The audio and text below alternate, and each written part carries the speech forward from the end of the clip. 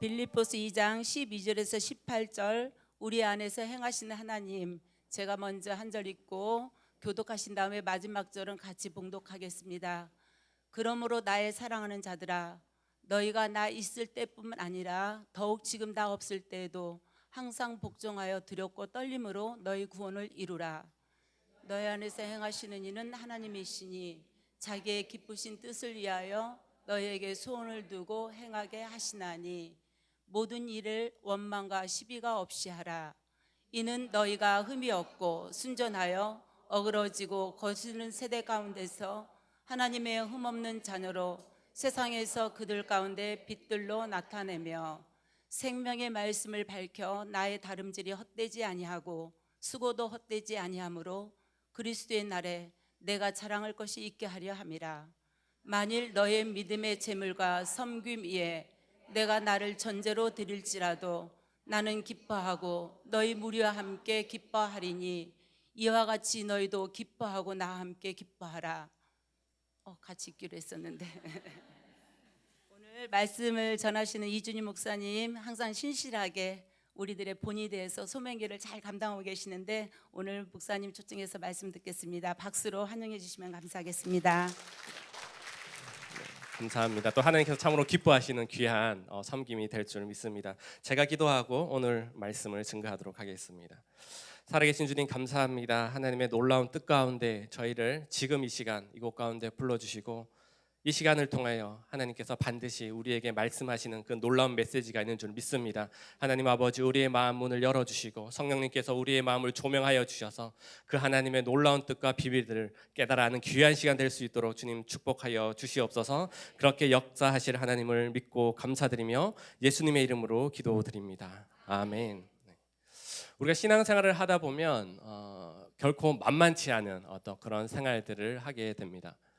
예수님 믿기 전에 예수님만 믿으면 나의 삶의 모든 것들이 변하고 그 속에서 날마다 기쁨과 감사와 즐거움이 넘쳐날 것 같다라는 그런 기대와 또 소망함을 가지고 또 신앙생활을 하고 또 교회 생활을 하게 되는 것들을 우리가 보고 또한 여러분들도 경험하게 됩니다.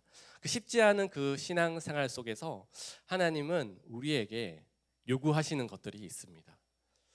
우리가 단순히 예수님을 믿고 구원받고 천국 가는 그 티켓을 따놓은 그곳에서 만족하는 것이 아니라 우리 각자 성도님의 삶 가운데 훈련시키시고 준비시키시고 그 속에서 하나님께서 우리를 통해서 일하고자 하시는 그런 놀라운 일들이 있습니다. 하나님께서 우리에게 소원함을 두고 행하시고자 하는 그런 일들이 있다라는 것입니다.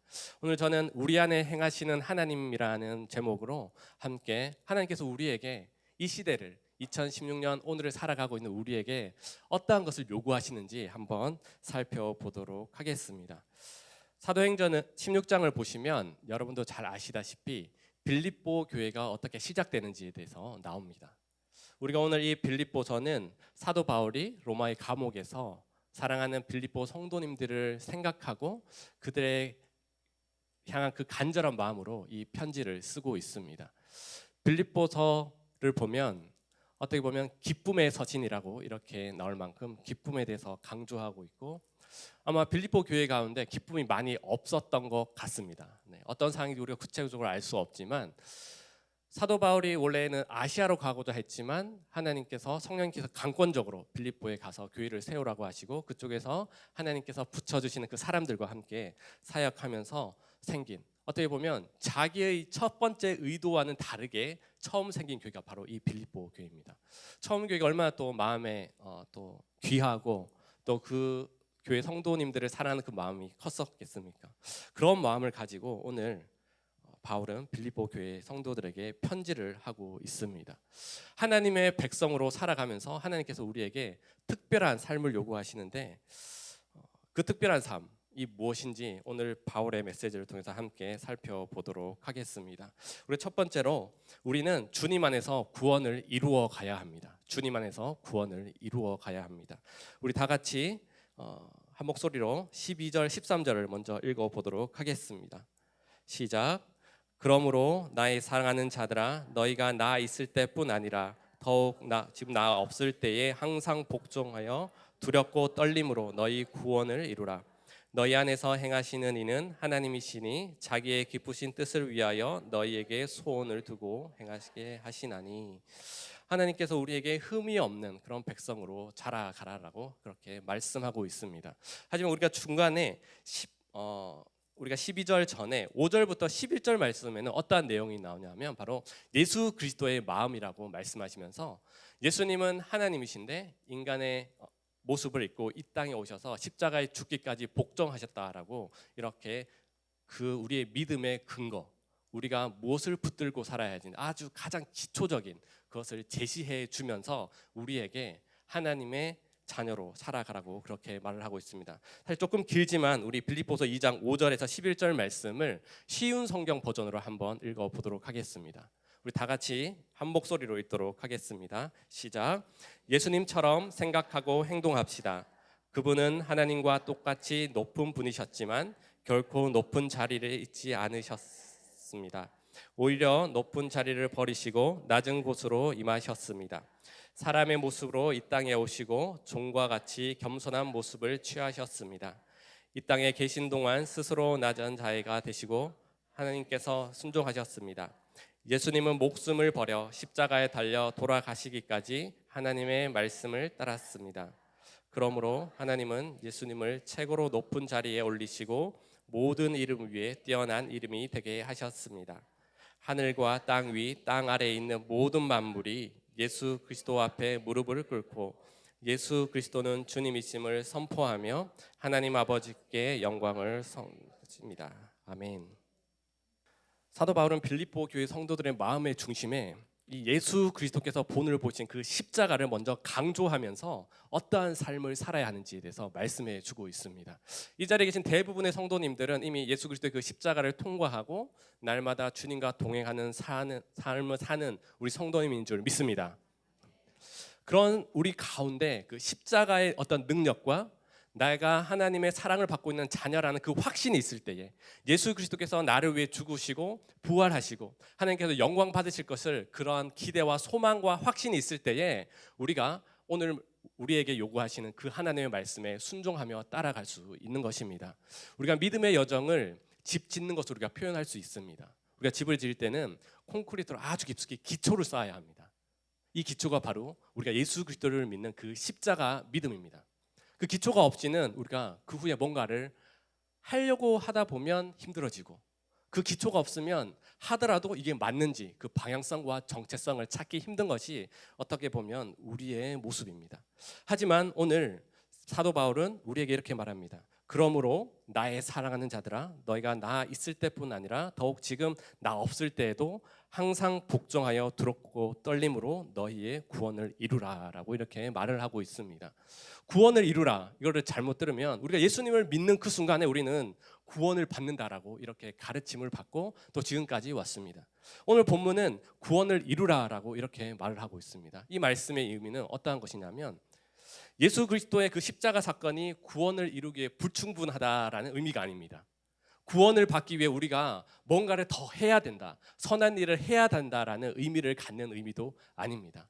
이 바로 오늘 본문 말씀에 구원을 이루라라는 이 현재 진행 명령어입니다. 우리에게 하나님께서 명령하시는 것입니다.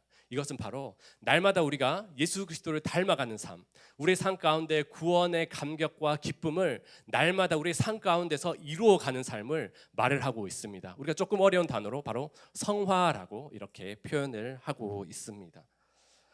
우리가 인격적으로 예수님을 만난 후에 하나님께서는 우리에게 날마다 예수 그리스도를 닮아가는, 항상 복종하고 두렵고 떨림으로 이 구원을 이루어 가라라고, 이거는 옵션이 아닙니다. 내가 하고 싶다고 하고 하기 싫다고 안 하는 것이 아닙니다. 하나님께서 우리에게 명령하는, 구원을 이루어 가야 하는 우리의 사명이 오늘 본문 말씀을 통해서 우리에게 주고 있습니다. 날마다 주님을 닮아가는 삶, 날마다 성령의 능력으로 우리의 삶을 순종하고 엎드리며 복종하는 삶을 하나님께서 우리에게 요구하신다라는 것입니다. 청교도 신학자 중에 유명한 존 오웰이라는 사람은 성화에 대해서 이렇게 말씀합니다.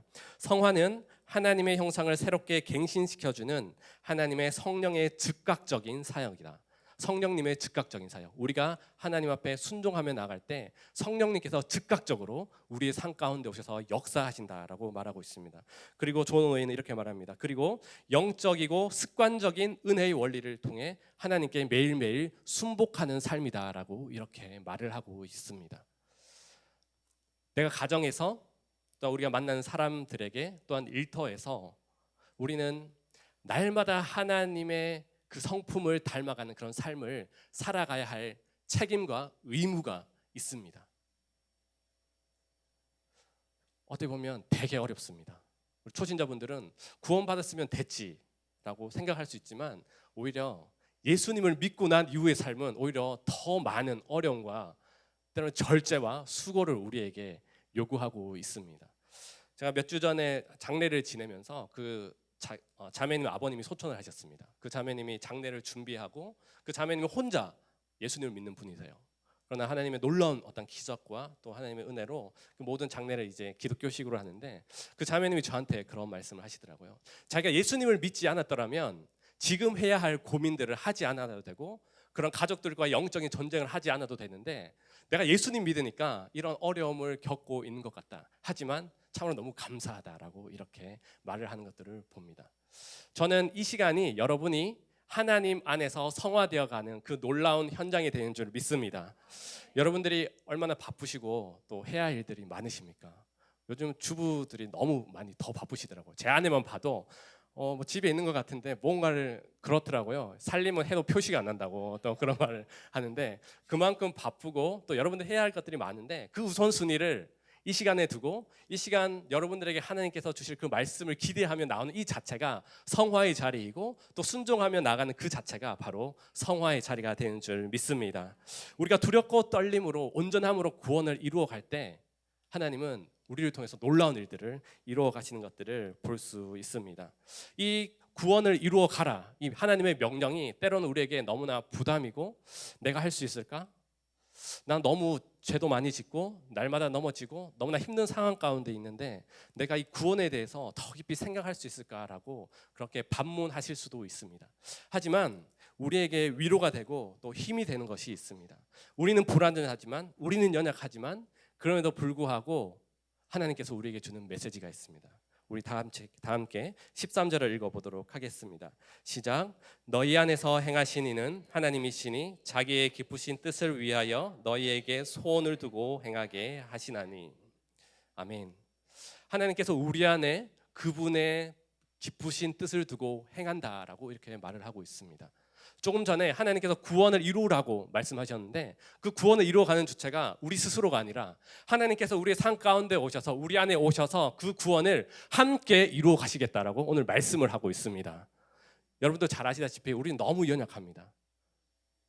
때로는 날마다 넘어지고 하나님께서 나에게 말씀해 주셨는데 그 말씀을 잊어버리고 세상과 타협하고 뭐 이번 주면 괜찮아, 뭐 한 번쯤은 하나님께서 용서해 주시겠지, 그렇게 타협하면서 이 길을 걸어갑니다. 하지만 하나님께서 우리 안에 하나님께서 우리를 통해 구원을 이루어 가신다라는 그 확신이 있을 때에 우리의 삶은 완전 달라질 것입니다. 그런 믿음이 있을 때에 우리 안에서 행하신다. 이 행하신다의 의미는 하나님께서 우리에게 진정한 힘과 능력을 공급하시고 어떻게 보면 우리의 결심까지도 하나님께서 하실 수 있도록 도와준다라는 의미를 가지고 있습니다. 하나님은 그와 같이 우리를 내버려 두고 너희가 알아서 구원을 이루어 가라고 이렇게 말씀하시는 것이 아니라 오늘 말씀은 하나님께서 우리 안에 오셔서 성령의 능력으로 말미암아 이 모든 것들을 이루어 갈 수 있는 힘과 능력을 지금 이 시간 우리에게 준다라고 우리에게 약속의 말씀으로 우리에게 주고 있다라는 것입니다. 그것을 믿을 때에, 그것을 믿고 순종할 때에 하나님께서 놀라운 능력과 힘으로 우리 가운데 함께 하는 줄 믿습니다. 하나님께서 나에게 능력을 주시는데 과연 하나님께 나에게 능력을 주실까? 이 의심하기 시작하면 너무나 힘들어집니다. 이 믿음의 여정, 구원을 이루어가는 이 구원의 여정이 너무나 힘들어지고 외로워지고 포기하고 싶고 그 자리를 떠나가고 싶은 것이 우리의 마음입니다. 하지만 예수 그리스도를 믿고 주님을 나의 구주로 영접하고 나의 마음의 주인을 내가 아닌 예수 그리스도로 선포하고 나아갔을 때에 성령의 능력으로 순간순간 우리 가운데 깨닫게 하시고 하나님께서 주신 지혜와 분별력이 우리의 삶을 다스려 가는 줄 믿습니다. 우리 한 걸음 더 나아가서 우리가 더 기쁘고 감사한 것은 하나님께서 자기의 기쁘신 뜻을 위하여 너희에게 소원을 두고 행하신다라고 말합니다. 이 말씀은 하나님께서 우리 한 사람 한 사람의 삶을 통해서 하나님의 놀라운 비전을 이루어 가신다라고 하는 것입니다. 교회에 많은 사역들이 있습니다. 이 사역을 통해서 내가 그냥 교회에서 인정받고 그냥 재밌고 즐겁게 때문에 하는 것이 아니라 작은 사역, 또 하나님께서 붙들어 주신 그 귀한 섬김의 자리, 사역의 자리에서 날마다 순종하며 나아갔을 때에 하나님께서 그 사역을 통해서, 그 일을 통해서 하나님의 기쁘신 일들을 이루어 간다라고 우리에게 말을 해주고 있습니다. 성령님께서 결국은 우리의 삶을 이끌어 가시겠다라고 하는, 하나님께서 책임져 주시겠다라는 그런 하나님의 선포의 말씀입니다. 제가 이게 종종 순장 훈련 때나 우리 섬기는 공동체 이제 방학이 되면 우리 순장 콜링을 하게 됩니다. 제가 전화를 드립니다. 저는 의도적으로 이렇게 부릅니다. 순장님 이렇게 부릅니다. 순장이 아닌데도 네 순장님 이렇게 부릅니다. 마음에 좀 부담을 가지시라고 부르며 나아갑니다. 부르는데 늘 우리 순장을 좀 섬겨 주셨으면 좋겠습니다. 그 이런 말하면 90%의 성도님이 저는 아직 부족합니다. 저는 아직 준비가 안 되었습니다. 이렇게 말씀을 하십니다. 전 또 그렇게 반문합니다. 저희가 준비된 후에 하면 평생 못한다고. 네.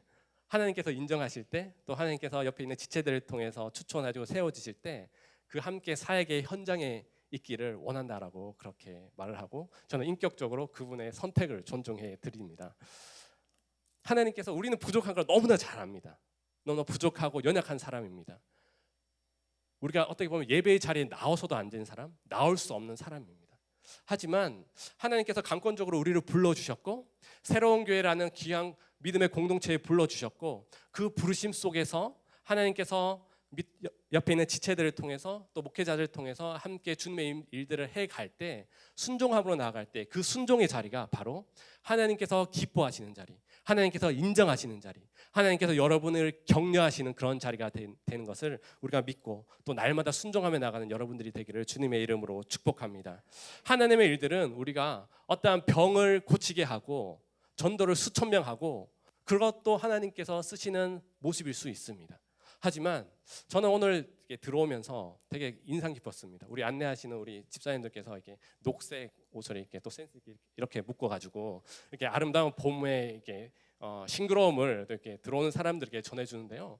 사실 이 현장 이 자체가 하나님께서 이 사역들을 통해서 결국은 우리를 통해서 일을 이루어 가시는 사역의 현장입니다. 나는 어떤 큰 일을 해야겠어, 내가 어떤 높은 자리에 올라가겠어, 그런 생각을 하고 계시면 너무나 힘듭니다. 작은 자리에서 때로는 목회자들이 알아주지 않더라도, 때로는 옆에 지체들이 알아주지 않더라도 여러분들 10년 가운데 하나님께서 나를 불러주셨고 하나님께서 나를 통해 놀라운 일, 하나님께서 기뻐하시는 일을 이루어가고 있구나, 나를 통해서 그 하나님의 소원함들을 이루어가고 있구나라는 그 믿음의 확신이 있을 때에 어느 자리에 가든지 자기가 부끄럽지 않습니다. 우리 먼저 하나님의 백성이고 하나님께서 주어진 그 사역의 현장에서 내가 날마다 순종하며 나갈 때 그 속에서 하나님께서 놀라운 일을 이루어 가실 줄 믿습니다. 저는 개인적으로 대학교를 이제 신학을 공부했습니다. 대학교 4학년이 되면 친구들이 그런 고민들을 하게 됩니다. 특별히 한국의 신학대학원은 시험을 쳐서 갑니다. 시험을 쳐서 가는데 어떤 대학은 3수, 4수, 5수 해도 안 되는 분들이 계십니다. 그런 것들을 보면서 굳이 내가 목회해야 되느냐고, 그렇게 줄 서서 시험 치겠다는 사람들이 많은데 내가 목사 안 해도 할 사람 많은데, 또 그런 생각들을 하게 됩니다. 늘 부족하지만 또 그런 농담을 하고 나서도 어쩔 수 없이 또 해야지 라고 그렇게 반문을 하면서 또 열심히 공부했던 그런 기억이 납니다. 또 목사 안수를 받기 전에 이게 선배 목사님들이 그런 말을 합니다. 목사 안수를 받는다는 것은 건너지 못할 강을 건너는 거라고. 전도사 때 그거는 좀 괜찮아.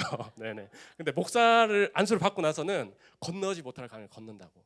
사실 이제 목사 안수를 앞두고 제가 목사 안수를 약 4년 전에 받았었는데요. 참 고민을 하게 되었습니다.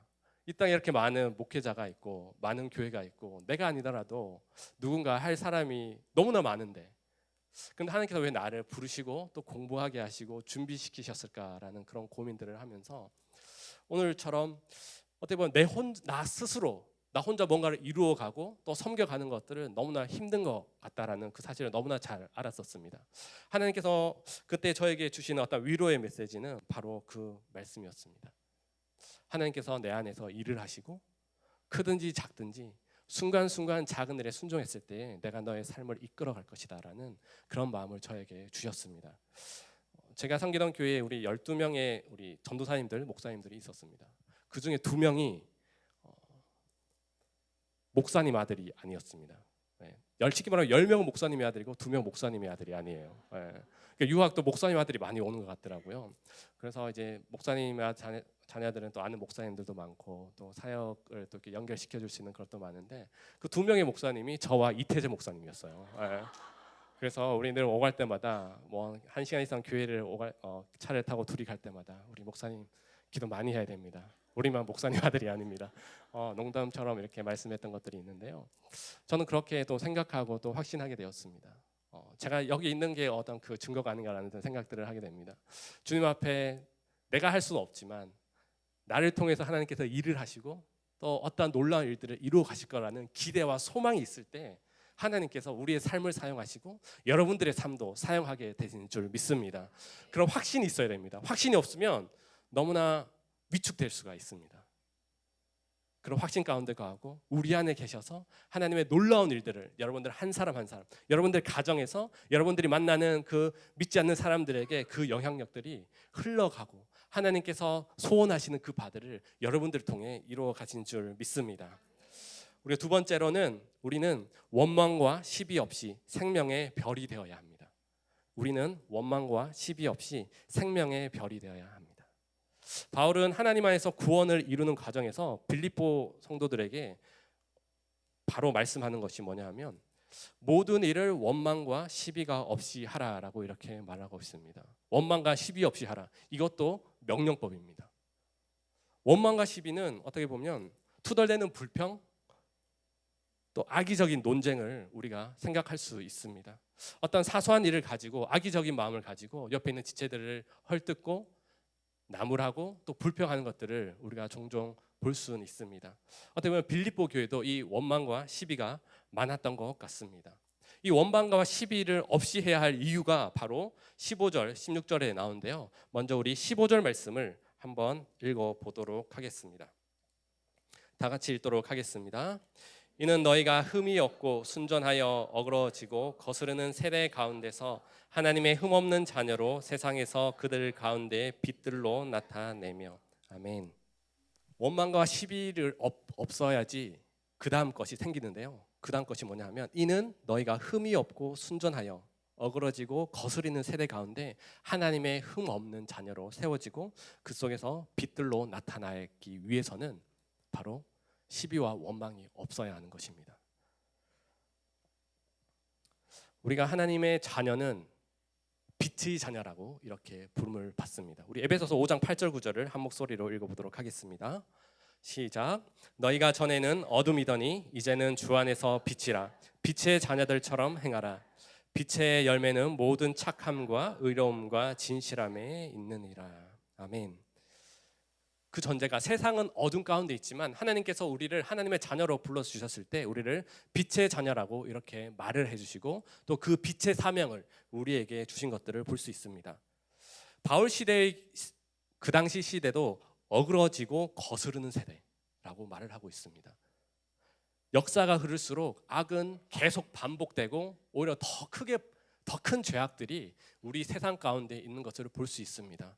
여러분도 잘 아시다시피 뉴스만 들어도 어떻게 그런 끔찍한 일을 벌일 수 있고 세상은 점점 음란하고 타락해져가는 그런 시대 속에 우리가 살아가고 있습니다. 이 힘들고 어려운 세대 속에서 하나님의 흠없는 자녀로 살아가기 위해서 우리에게 원망과 시비가 없어야 된다고 그렇게 말을 하고 있습니다. 그리고 그들 가운데서 빛들로 나타내며라고 이렇게 말을 하고 있습니다. 제가 두 번째 큰 주제를 별이 되어야 된다고 이렇게 말씀을 드렸는데요. 영어 성경에 보면 shining like star이라고 이렇게 말하고 있습니다. 별처럼 빛나라라고 이렇게 말을 하고 있습니다. 단순히 빛이 되라라고 하면 약간 빛이 어디서 나올 거게 생각할 수 있지만 여러분들 한 사람 한 사람이 하나님이 별이 돼야 된다라고 말씀하고 있습니다. 우리 옆에 있는 분들께 이렇게 축복할 거예요. 당신은 하나님의 별입니다. 네. 하나님께 부름받은 사람은 하나님의 별이 되는 것입니다. 별은 하늘에 있는 것이 아니라 바로 여기에 있는 것입니다. 우리 모두가 하나님의 별인데요. 하나님께서 우리를 별로 불러주셨는데 그 별의 자리에서 그 빛을 발해야 하는 것들이 우리의 사명이고 우리가 이 땅 가운데 평생 살아가야 할 그런 삶의 모습들인 것입니다. 자기가 예수 그리스도 안에 있다면 그 사람은 별입니다. 그런데요, 별이 빛이 밝은지 안 밝은지는 어떻게 보면 우리의 삶을 통해서 그것이 증거되는 것들을 볼 수 있습니다. 여러분들은 하나님의 빛을 비추고 있습니까? 그 별이 되어서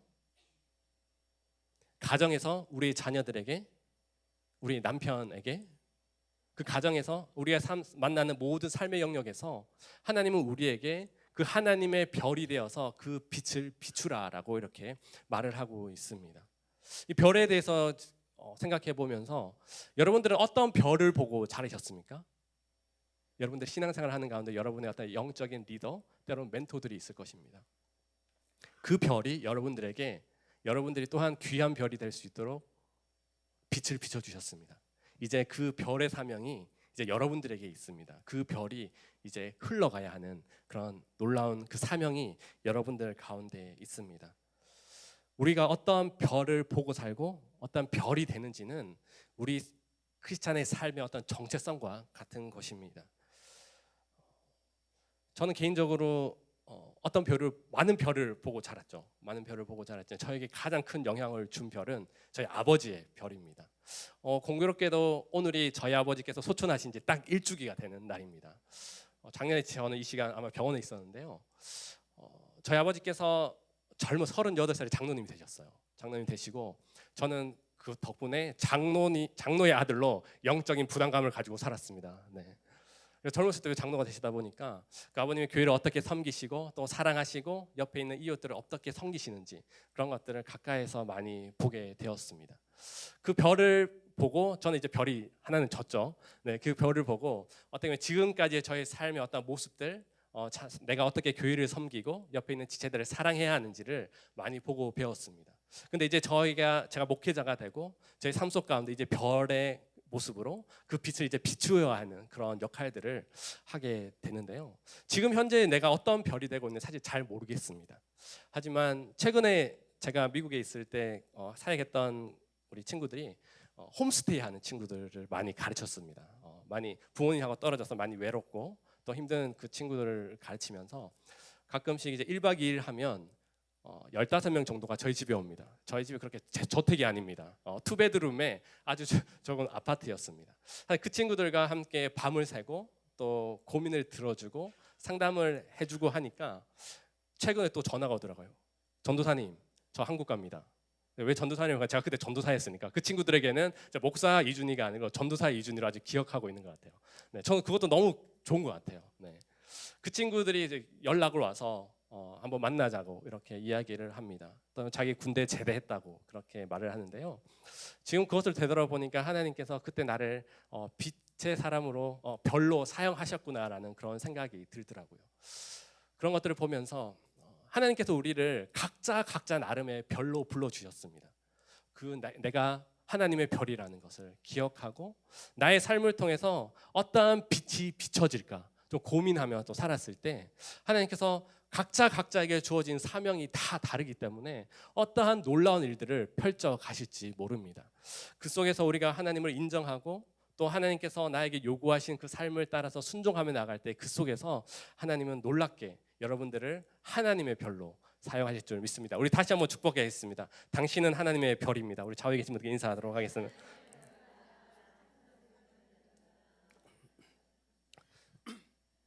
네, 사도 바울은 원망과 시비 없이 하라고 그렇게 말씀하면서 두 번째 원망과 시비가 없어야 하는 이유가 있는데요. 그건 뭐냐면 생명의 말씀을 붙잡음으로써 하나님께 인정받는 자로 세워질 수 있기 때문입니다. 우리 다 같이 16절 말씀을 읽어보도록 하겠습니다.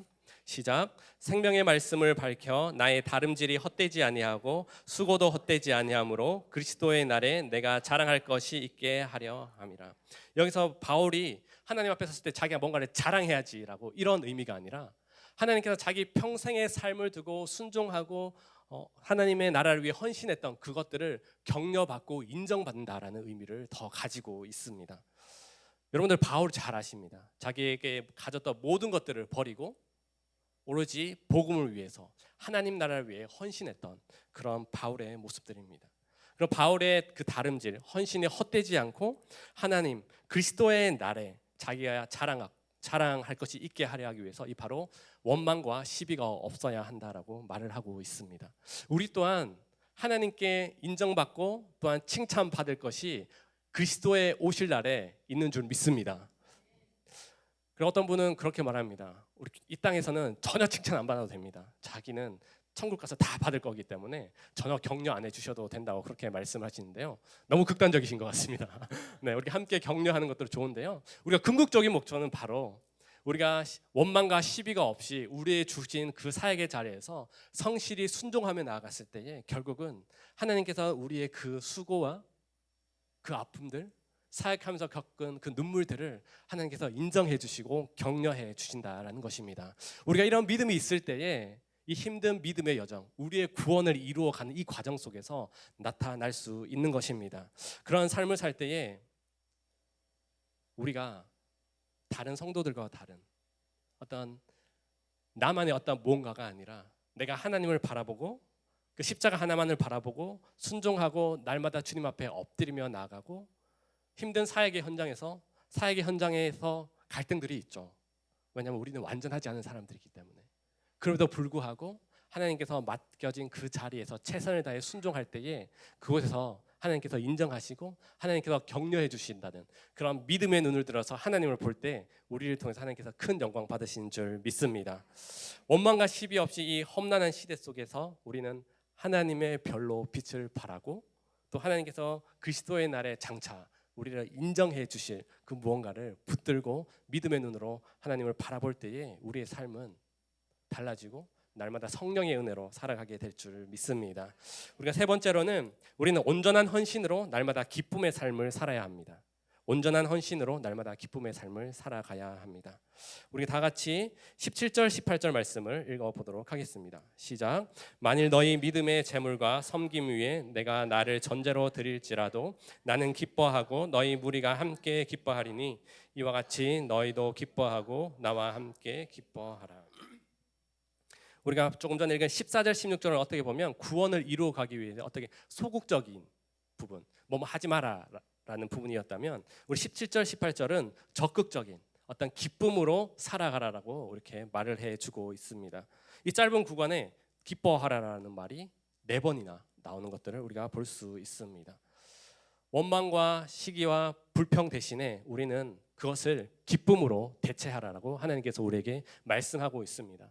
우리 삶을 봤을 때 우리가 기뻐할 수 있는 상황에 기뻐하는 것은 당연합니다. 기뻐할 수 있는 상황에 억지로 기뻐하지 않는 분은 없습니다. 믿음의 사람은 기뻐할 수 없는 상황에도 믿음의 눈을 들어 하나님을 바라보는 것이 참된 믿음의 모습인 것을 우리가 볼 수 있습니다. 특별히 바울은 자신이 복음을 위해 전제로 드려진다라고 이렇게 말씀하고 있습니다. 자기가 그 빌립보 교회 믿음의 재물과 섬김 위에 자기의 목숨까지도 전제로 드려질 때라도 자기는 그것을 기뻐하겠다라고 이렇게 말을 하고 있습니다. 전제로 드려지는 것은 고대 제사의 어떤 제사의 관습 가운데 하나였습니다. 이것은 어떻게 보면 바울이 언젠가 순교할 것이다라는 것들을 예견해 주고 있는 것입니다. 우리가 자세히 볼 것은 전제로 드려진다라는 이 표현은 바울 자신이 순교하겠다라는 의미가 아니라 하나님께서 나를 전제로 드려진다. 수동적인 의미를 가지고 있습니다. 이 말씀은 뭐냐면 순교도 자기 마음대로 못하는 겁니다. 순교도 하나님께서 바울의 삶을 사용하셔서 바울의 그 생명을 통해서 하나님께서 놀라운 역사를 하시기 때문에 하나님께서 바울의 삶을 전제로 드린다라고 그렇게 말을 하고 있습니다. 바울도 이것을 확신하고 있었던 것 같습니다.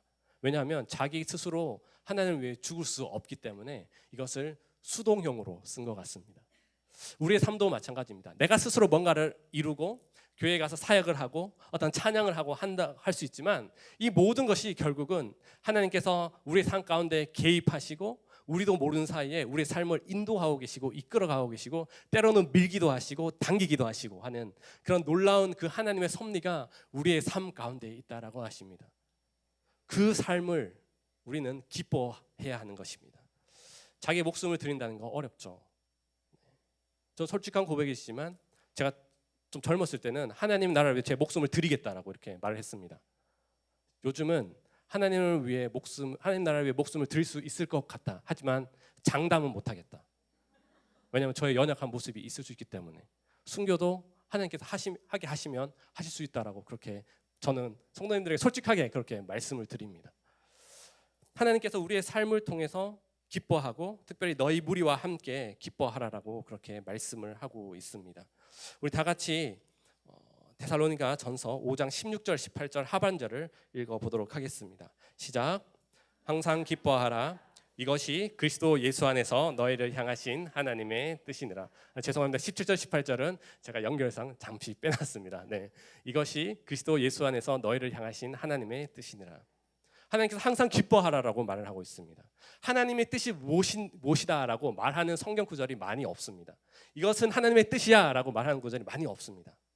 특별히 오늘 우리의 기쁨의 주제와 관련해서 말씀을 나누기 때문에 하나님이 우리를 기뻐하시기를 원하고 우리가 하나님의 자녀로서 기뻐하는 그런 삶을 살기를 원하고 있는 것이 하나님의 분명한 뜻입니다. 여러분들의 삶 가운데 기쁨이 있습니까?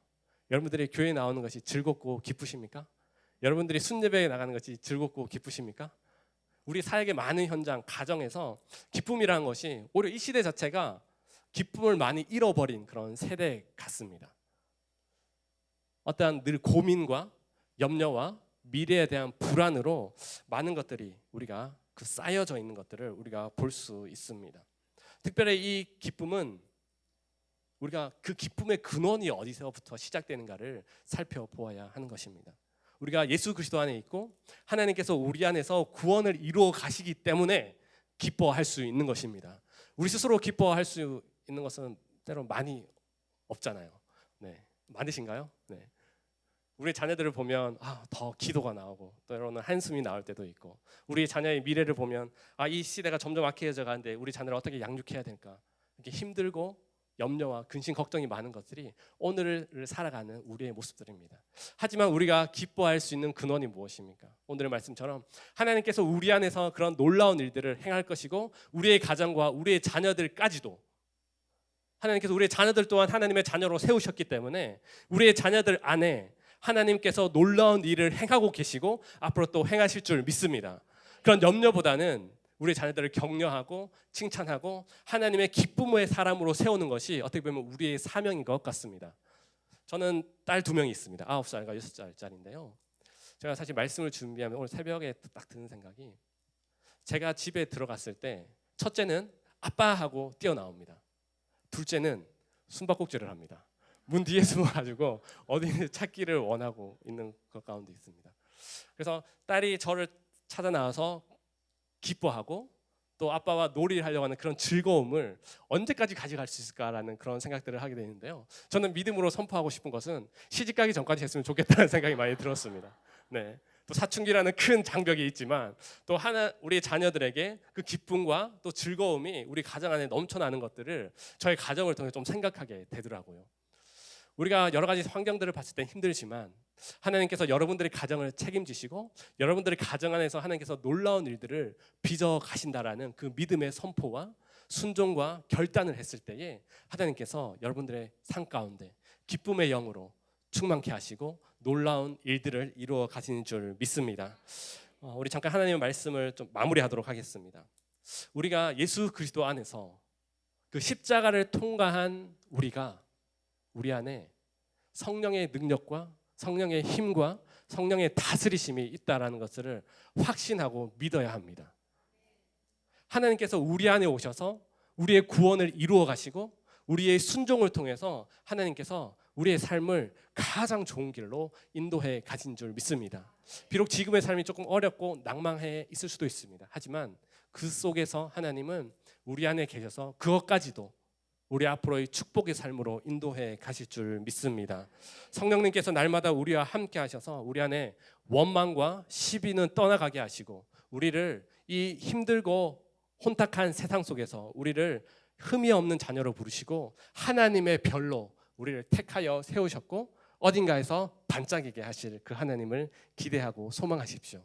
마지막으로 우리를 삶을 주님 앞에 헌신했을 때에 우리 삶 가운데 채우시는 그 기쁨과 감격이 우리의 가정과 또 우리가 밟는 그 모든 삶의 영역 가운데 있을 때에 우리를 통해서 하나님께서 다스리시고 나는 내 안에 하나님께서 계시기에 세상의 그 어떠한 유혹과 어려움 앞에서 포기하지 않고 좌절하지 않고 단단히 우리 안에 살아계신 그 성령님을 붙들 때에 그 속에서 우리가 날마다 영적으로 승리하고 기쁨과 감격으로 충만을 누리는 우리 모든 성도님들이 되기를 주님의 이름으로 축복합니다. 제가 기도하도록 하겠습니다. 살아계신 주님 감사합니다. 하나님께서 우리를 먼저 택하여 주시고 하나님께서 우리를 하나님의 흠없는 자녀로 불러주셔서 참으로 감사합니다. 하나님 오늘 우리에게 구원을 이루라라는 그런 명령을 주셨습니다. 하나님 우리는 부족하지만 우리 안에서 행하시는 우리를 통해서 그 하나님의 놀라운 소원을 이루시는 그 하나님의 놀라운 은혜를 기억하며 나아갈 수 있도록 주님 함께하여 주시옵소서. 우리 안에 살아 역사하시고 우리를 통해 일하시는 그런 성령님을 의지하며 나아갑니다. 주님 함께하여 주시옵소서. 때로는 우리 안에 원망과 시비가 있었습니까? 이것들은 사라지게 하시고 온전히 하나님께서 부르신 흠없는 자녀로서 우리를 부르신 그 하나님의 별들의 그 사명을 잘 감당할 수 있는 그런 저희들 될 수 있도록 주님 축복하여 주시옵소서. 날마다 주님 앞에 엎드리고 우리의 삶을 드릴 때에 하나님 우리를 통해서 기뻐 받으시는 그 하나님을 기억하게 하시고 우리 가운데 기쁨을 주시고 우리의 가운데 기쁨을 허락하시는 그 하나님을 믿고 바라보며 나아갈 수 있는 그런 저희들 될 수 있도록 주님 축복하여 주시옵소서. 그렇게 역사하여 주실 줄 믿습니다. 이 모든 말씀 예수님의 이름으로 기도드립니다. 아멘.